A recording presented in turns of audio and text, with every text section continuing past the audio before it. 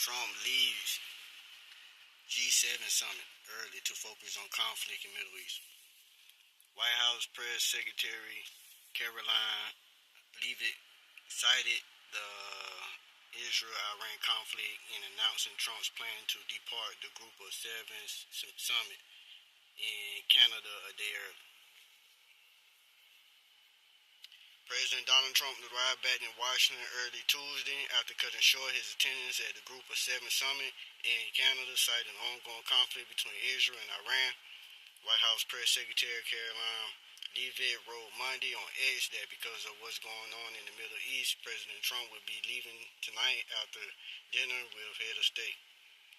I have to be back as soon as I can, Trump told reporters in response to a question Monday night about his plans to lead the summit at the Canadian Rocky Mountain Resort of Canadians in Alberta.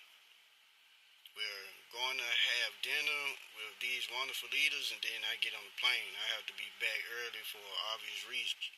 Trump requested that the National Security Council be prepared in the Situation Room when he returns from the summit, an administration official told NBC News.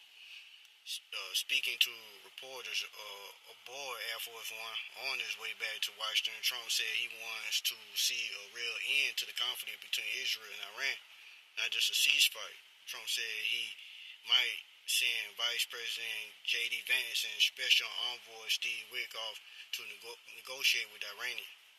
Trump also said he believes Iran was close to developing a nuclear weapon despite the March testimony of Director of National Intelligence Tulsi Gabbard to Congress saying otherwise. I don't care what you said. I think they were very close to having it, Trump said. Well, that's why he warned civilians on Monday to evacuate Tehran. Trump said there was no threat, but that he just wanted people to be safe. Trump also warned that if Iran strikes U.S. assets or troops, the U.S. would come down so hard if they do anything to other people. I think they know not to touch our troops. Administration officials did not immediately respond to requests for additional details.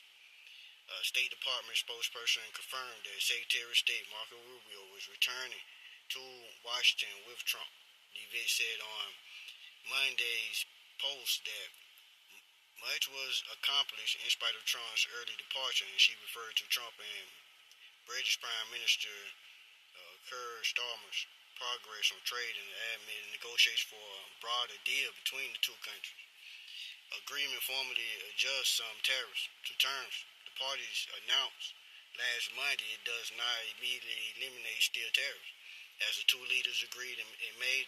So imports of British steel will still carry a 25% duty.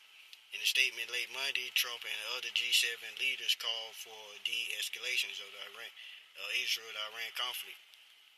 The group affirms Israel's right to defend itself and said Iran was the principal source of stability in the Middle East.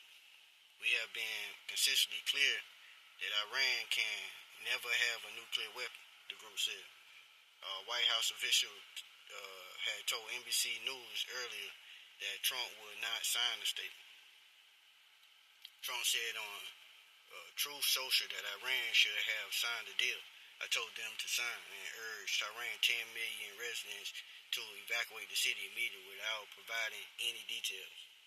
Thousands of Israel's residents were evacuated because of Iran's retaliatory strikes. Israeli Finance Minister Bezalel Smotrich said the U.S. Embassy in Jerusalem and the embassy branch in Tel Aviv announced closure Monday as Israel and Iran each launched a new round of attacks. They will remain closed on Tuesday, the State Department said.